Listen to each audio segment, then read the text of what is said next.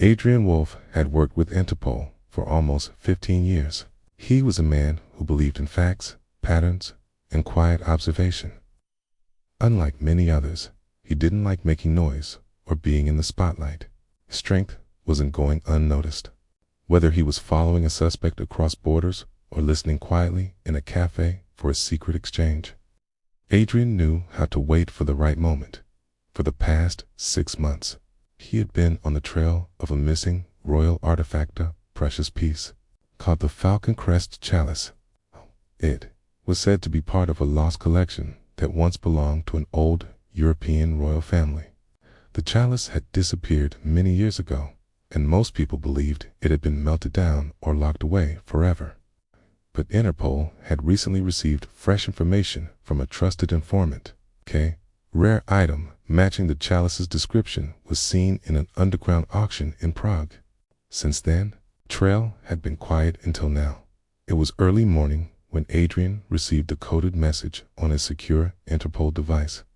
A delivery was expected at a royal estate in the countryside, just outside of London. The package was being sent under diplomatic seal, which meant it could not be opened or inspected by regular authorities. However, Interpol believed that the Falcon Crest Chalice was hidden inside this very delivery. The courier vehicle was registered under a fake name, and none of the regular checks could trace its origin. The message ended with a simple instruction: intercept before entry, no backup, use judgment. Adrian's heart beat a little faster. He knew what this meant. If the package entered the estate, it would be lost in royal storage, and Interpol might never see it again. But if he acted too quickly, he could create a scandal. The estate was protected by royal guards, disciplined, silent professionals who didn't like surprises. He dressed in a neat black jacket, gray slacks, and wore a badge around his neck, identifying him as a diplomatic courier.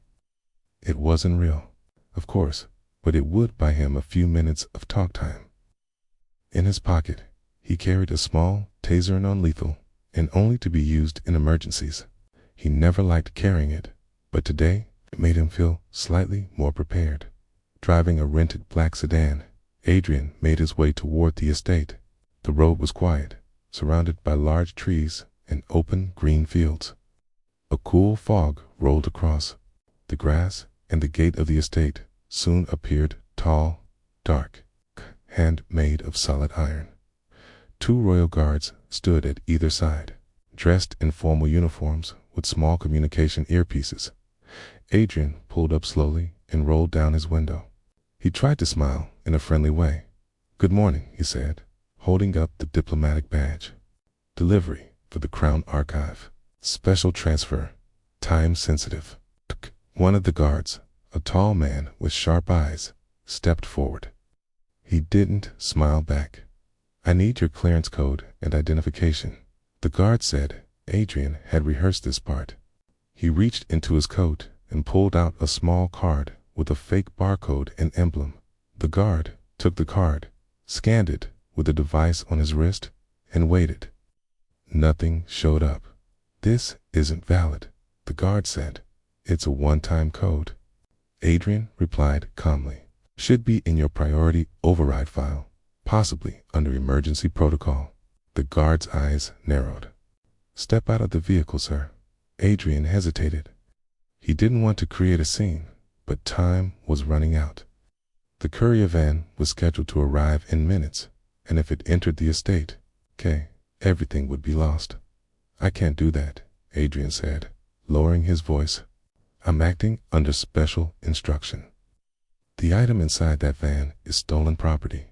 It doesn't belong here." The second guard, who had been silent, moved closer. Both men had now taken a defensive stance. The situation was changing quickly. "Last warning," the first guard said. "Step out now, or we'll treat you as a threat." Adrian saw the guard's hand moving toward his side, possibly toward a call, device, or weapon. He had to act fast. Without thinking too much, Adrian opened the door, stepped out, to press the small taser against the guard's upper arm. The electrical pulse lasted less than 2 seconds, enough to make the guard freeze and fall backward. He wasn't hurt, just temporarily shocked. The second guard reached for his radio. But Adrian raised his hands. "I don't want trouble," he said quickly. "I just need to check that van before it goes through." But it was already too late. From both ends of the road, Adrian saw black Land Rovers approaching. They weren't making noise, but they moved with purpose. The vehicles pulled up quickly, blocking the road from each side. 4 men and 1 woman stepped out, all dressed in black suits with subtle royal insignias. They didn't carry visible weapons, but their movements were sharp and trained.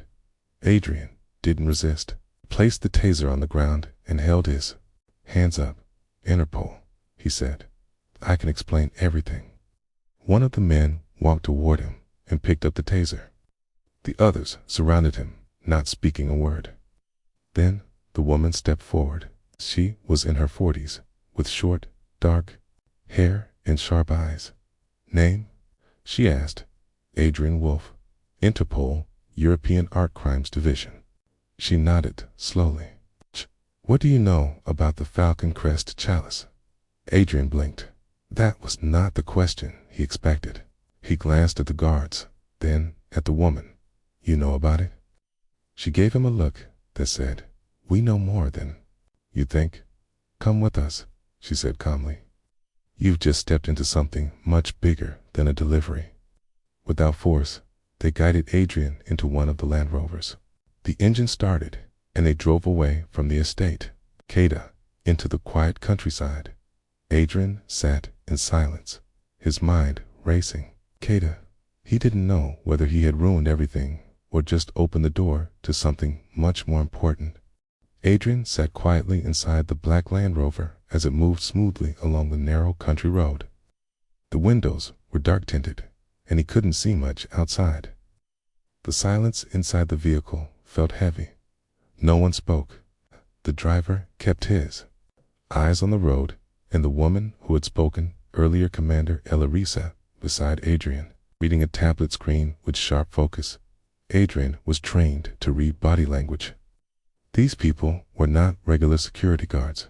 Their movements were precise, and their uniforms had small but meaningful sign symbols, only known to those connected to very old parts of government. He didn't know exactly where they were taking him, but he understood this wasn't a typical arrest. If they had wanted to punish him or treat him like a criminal, they would have done so at the gates. After nearly 20 minutes, the Land Rover slowed down, turned off the main road, and entered a private drive that led through tall hedges. Adrian noticed cameras on each corner and movement sensors in the ground. They were heading somewhere highly secure. Finally, the vehicle stopped in front of a large stone building that looked like an old estate house, quiet and hidden from the outside world. 2 guards opened the door and motioned for Adrian to step out. No one pushed him. They were respectful but firm. Inside the building, it was cool and clean. The walls were lined with old paintings, and the floor was made of polished stone. Adrian was taken to a simple room, no bars, no handcuffs, just a table, a few chairs, and a soft light above. Commander Elira sat across from him. She placed her tablet on the table and folded her hands. "You made a mess back there," she said calmly, "but it might be the best mistake you ever made." Adrian raised an eyebrow. "So I'm not under arrest?" "Technically, you should be," she replied. "You use force against a royal guard, but the situation is more complicated." Adrian nodded, still unsure where this was going. "Then help me understand." Commander Elira leaned back slightly and studied him. "We've been tracking the Falcon Crest Chalice for years. It disappeared from the royal vault more than 3 decades ago. Most people thought it was lost, sold, or destroyed. But 6 months ago, we received new information.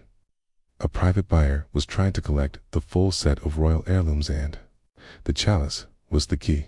Adrian was surprised. "Then we've been chasing the same thing," she said. But while Interpol was following the outer circle smugglers, dealers, and auctions, we were investigating from the inside. Someone close to the royal family is involved. Adrian listened closely. Then today's delivery. It wasn't official. No, she said. The item in that van was being moved under false orders. We only discovered it an hour before you arrived. Adrian felt a wave of relief. He hadn't attacked an innocent guard. He had stopped a theft from happening. I tased the wrong person, he said quietly. You didn't know? Elara replied.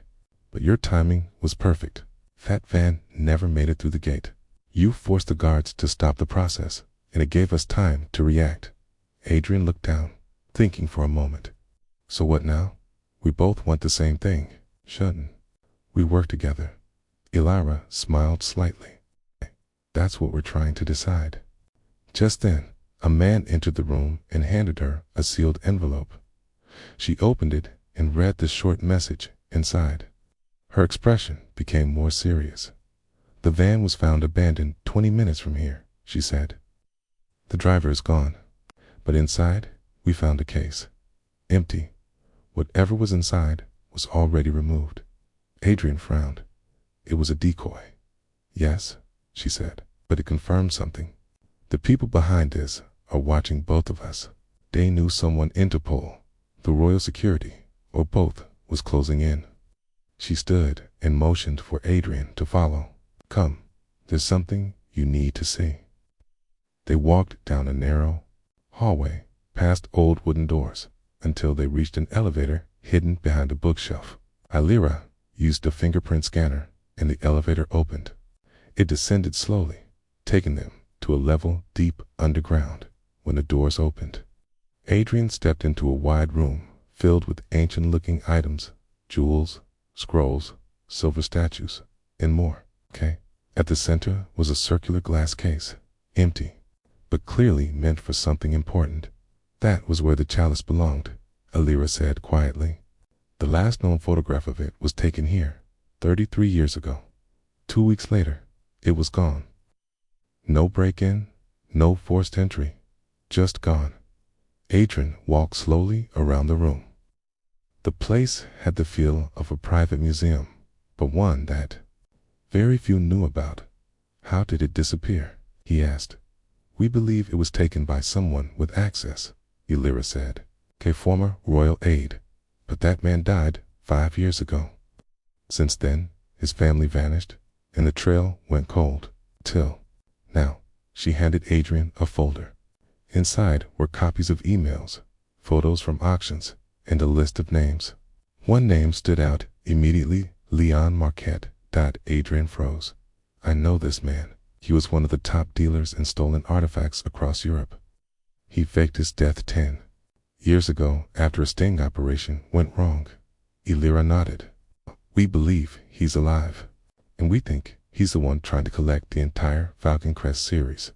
Adrian sat down and flipped through the papers. Every detail confirmed his suspicions. Leon wasn't just selling relics anymore. He was building something. Private collection. And if the chalice had been recovered, even briefly, he would stop at nothing to get it back. We need to find him, Adrian said. We will, Elara replied. But we need to do it quietly. The public finds out that royal treasures are missing or worse, being smuggled it could cause panic. That's why we've worked in the shadows. Adrian nodded. Let me help. My official assignment ended the moment I tased that guard. Interpol won't back me now. Elara looked at him with thoughtful eyes. You'd be working off the books. No protection, no name on any report. I'm used to that, Adrian said. She gave a small smile and extended her hand. Then, welcome to the team. They shook hands firmly. The moment felt quiet, but powerful.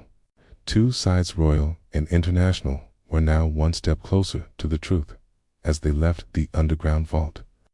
Adrian couldn't help but feel something new. The mission wasn't just about a stolen object anymore. It was about trust, history, and a story that had been hidden for far too long.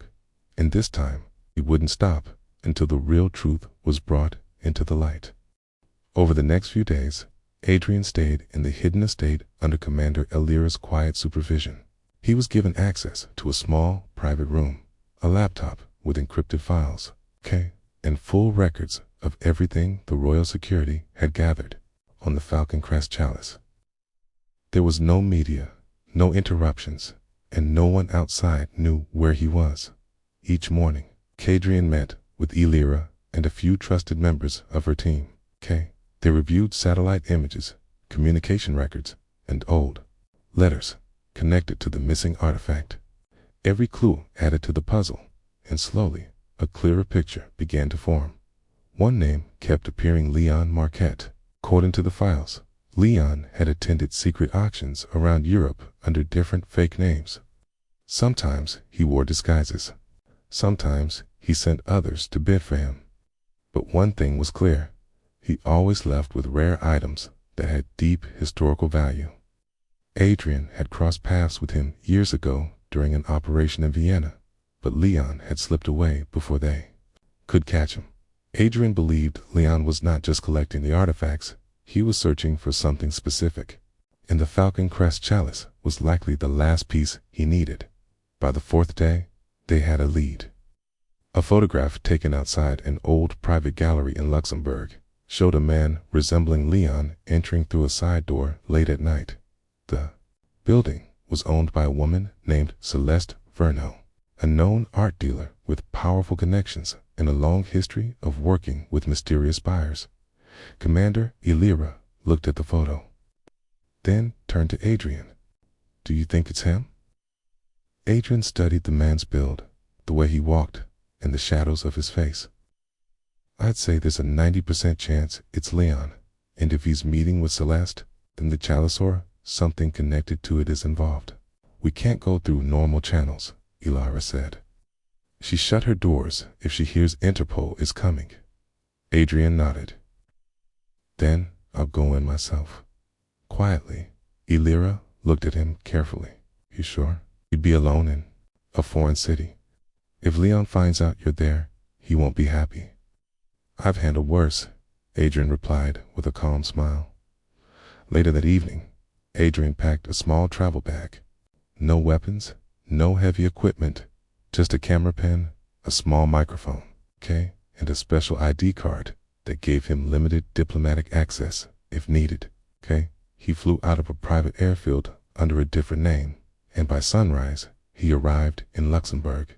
The city was clean and calm, with wide streets and beautiful old buildings. But Adrian didn't come to sightsee. He checked into a small inn not far from the gallery and waited until nightfall. That evening, dressed in a plain black coat and a messenger bag across his shoulder, Adrian walked down the quiet street toward Celeste Verneau's gallery. From the outside, the building looked like an old art museum: stone walls, tall windows, and a small silver plate near the door with her name engraved. He walked past the building twice, pretending to talk on his phone. On the third pass, he noticed a small side entrance near the alley.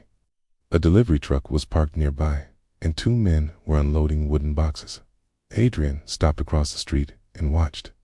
One of the boxes had a symbol he recognized: a private auction house from Geneva, known for dealing in ancient relics. He took a photo with his camera pen and continued walking, circling the block. Then, quietly, he returned and waited near the back of the building. After 20 minutes, the truck pulled away. The door was left slightly open. Adrian slipped inside, moving quietly through a narrow hallway. He passed through a storage room, filled with wrapped artwork, and entered the back of the gallery. There, under soft lights, stood a glass case. Inside, it was something familiar, perfect replica of the Falcon Crest Chalice. But Adrian's instincts told him something was wrong. He stepped closer and saw a small plaque at the base of the case. Key, replica, commissioned for private viewing, original and secure transport. That one sentence changed everything. The real chalice was still on the move. Suddenly, Adrian heard footsteps. He ducked behind a tall cabinet just before two people entered the room. One of them was Celeste, vernolegant.com, and well-dressed. The other man, taller and wearing a dark coat, spoke with a quiet but firm voice. Adrian couldn't see his face clearly, but when the man leaned closer to the case, Adrian recognized the side of his face. It was Leon Marquette. Transported safely, Leon said in a low voice. The buyer is ready. If anything happens to it, you know what it means. Understand?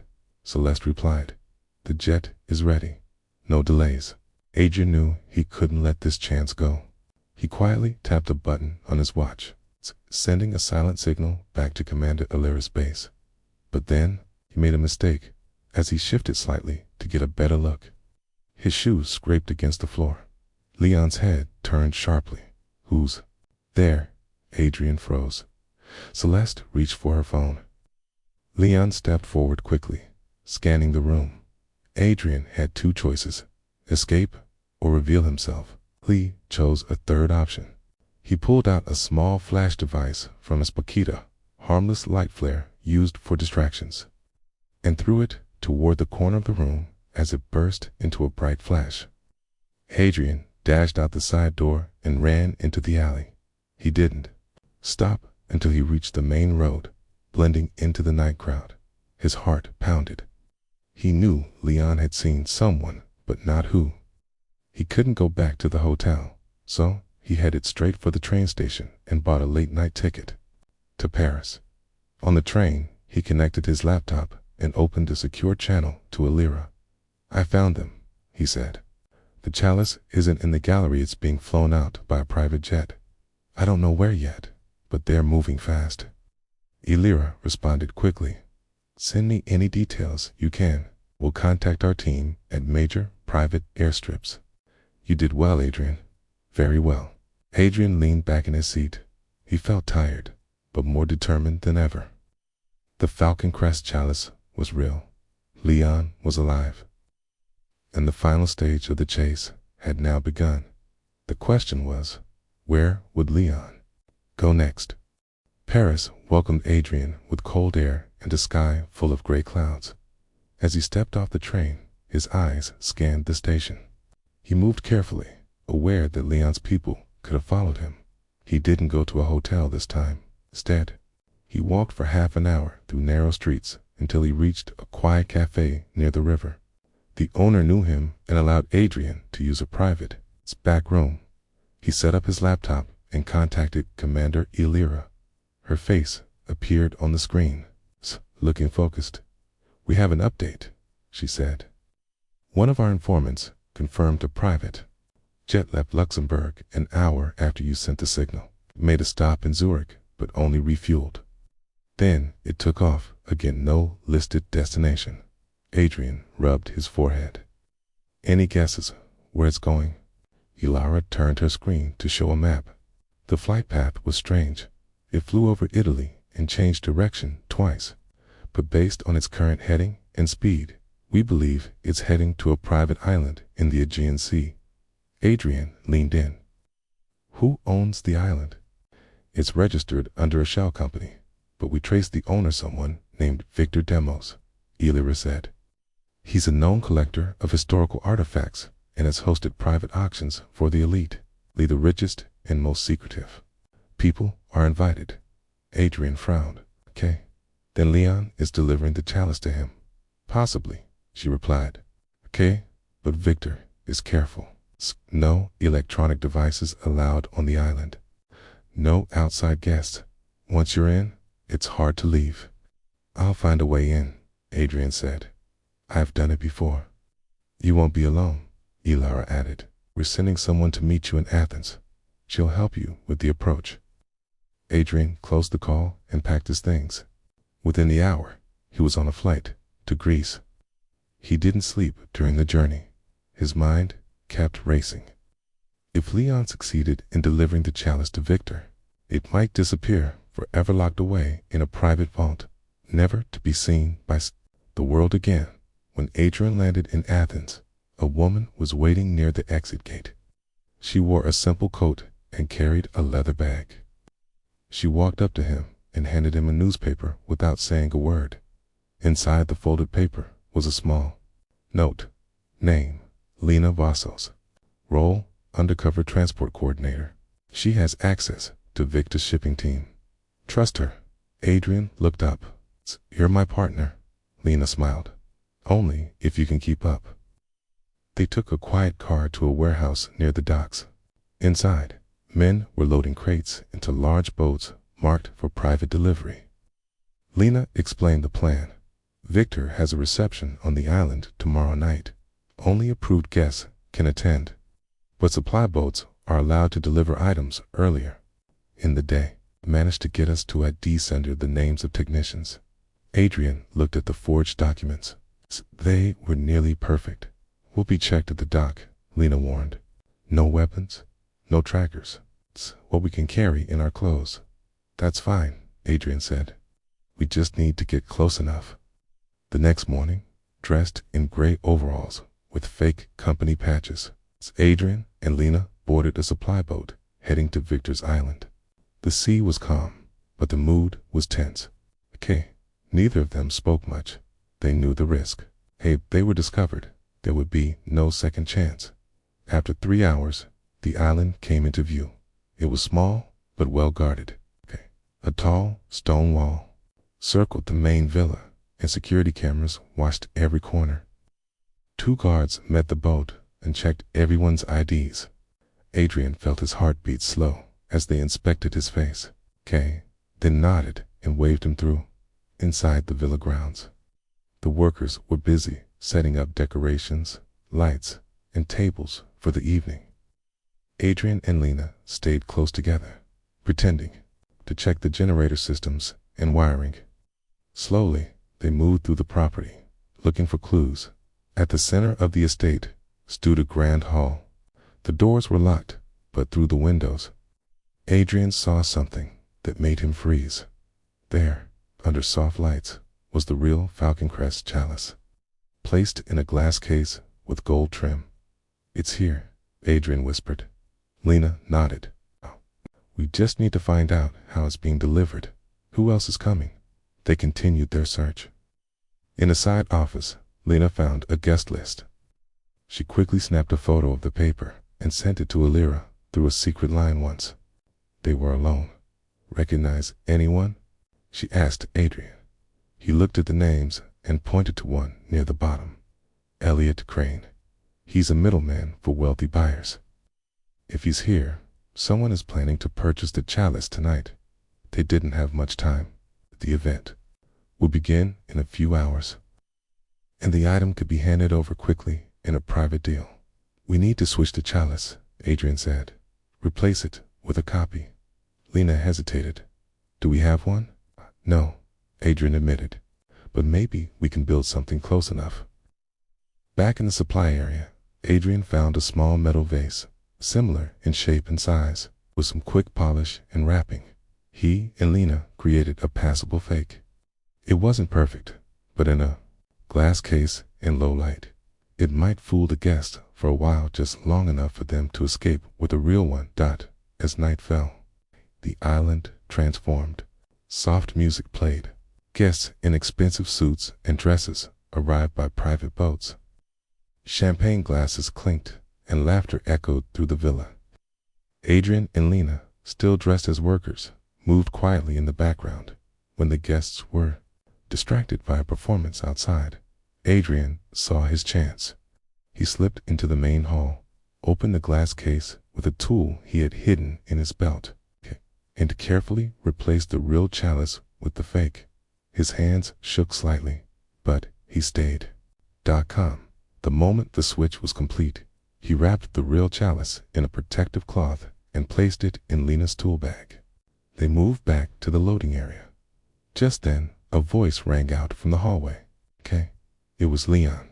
He stood at the doorway, looking straight at Adrian. His eyes were sharp with recognition. I knew it was you in Luxembourg, he said. And now you're here. Impressive, but foolish. Leon stepped forward, but Lena acted quickly. She hit the alarm lever near the wall. Loud sirens echoed through the villa. Guests panicked. Guards ran in every direction, and the lights flickered. Adrian and Lena ran toward the dock. Leon shouted orders behind them, but it was too late. A small boat waited for them at the edge of the shore, hidden earlier by Lena's team. They jumped in and pushed off just as security guards reached the dock. Quirky and confused, the guards didn't follow as the island faded into the night. Quang! Adrian looked down at the wrapped chalice in his hands. "We got it," he whispered. Lena gave a breathless smile. "Let's just hope we keep it." Adrian and Lena's boat cut swiftly through the dark water as the island disappeared behind them. The cool night air was filled with a mix of relief and tension. They knew their mission was far from over. The Falcon Crest chalice was safe in their hands, but many powerful people wanted it. And Leon Marquette was not someone to give up easily. Lena looked at Adrian, her eyes bright with determination. "We have to get this chalice to a safe place, somewhere no one will think to look." Adrian nodded. "I have a contact in Athens who can help us. Secure location with the right equipment to examine and protect the chalice."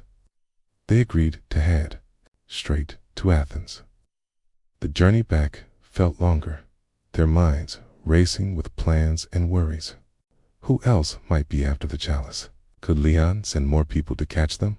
And what secrets did the chalice truly hold? Back in the city, Adrian and Lena met with a trusted expert professor, Helena Marcos, a historian who specialized in ancient artifacts. She was calm and thoughtful, her hands gentle as she carefully unwrapped the chalice. The golden cup shimmered under the soft lights, intricate patterns decorating its surface. "This chalice is more than just a beautiful object," Helena said softly. "It carries a history that could change how we understand the past. But it is fragile, and if damaged, much of that history could be lost forever." Adrian watched as the professor began her careful study. Every detail mattered. He knew that keeping the chalice safe was now as important as finding out what it truly meant. That evening, Adrian and Lena reviewed what they had learned so far. They talked through the connections between Victor Demos, Leon Marquette, and the shadowy world of collectors who prized rare treasures above all else. It was a dangerous game, and the stakes were high. Suddenly, the secure location's phone rang. A voice spoke quickly and quietly, warning them that Leon's men were moving closer. They had tracked Adrian's movements, and time was running out. Without hesitation, Adrian and Lena packed the chalice carefully and prepared to move. They couldn't risk staying in one place.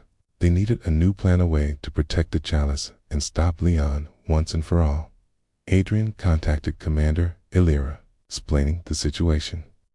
She instructed him to head to a safe house in a remote area, where backup teams were waiting.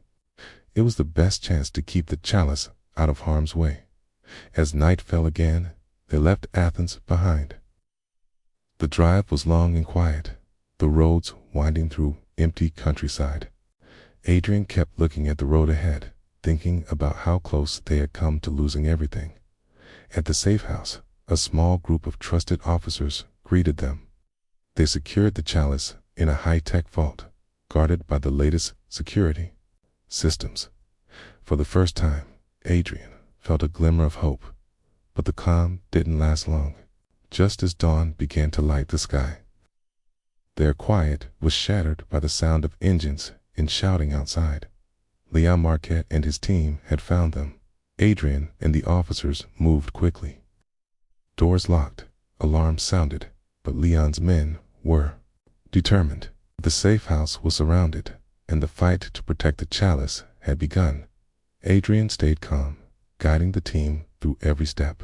They used the vault's protections, the hidden passages, and their own training to stay one step ahead. Outside, the guards tried every way to break in, but the defenders held strong. Hours passed, and Leon's patience began to wear thin. He made one final attempt, calling Adrian on a secure line. "This is your last chance," Leon said. "Thank you." Me, the chalice, and I promise no one else will get hurt. Adrian looked at Lena, then back at the phone.